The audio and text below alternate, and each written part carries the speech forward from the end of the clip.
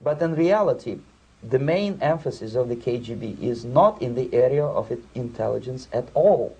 According to my opinion and opinion of many defectors of my caliber, only about 15% of time, money, and manpower is spent on espionage as such. The other 85% is a slow process which we call either ideological subversion or active measures, активные мероприятия in the language of the KGB, or psychological warfare.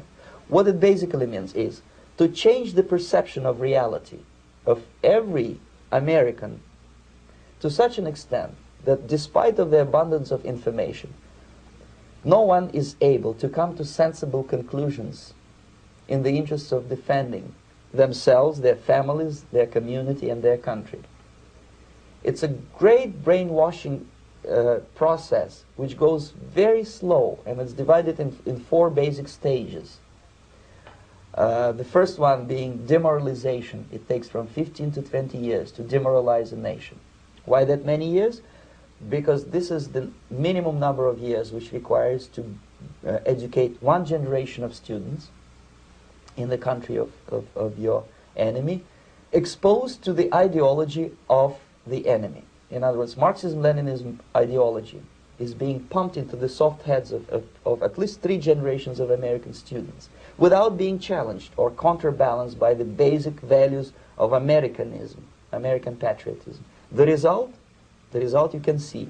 Most of the people who graduated in the 60s, dropouts or half-baked intellectuals, are now occupying the positions of power in the government, civil service, business, mass media, educational system. You are stuck with them. You cannot get rid of them. They are contaminated. They are programmed to think and react to certain stimuli in a certain pattern. You cannot change their mind, even if you expose them to authentic information, even if you prove that white is white and black is black, you still cannot change the basic perception and the logic of behavior. In other words, these people, the process of demoralization is complete and irreversible.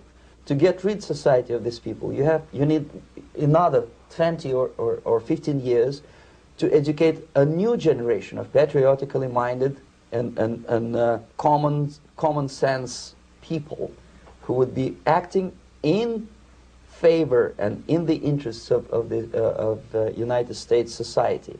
And yet these people who've been programmed and, as you say, in place, and Yes. who are favorable to an opening with the Soviet concept, these are the very people who would be marked for extermination in this country? Most of them, yes.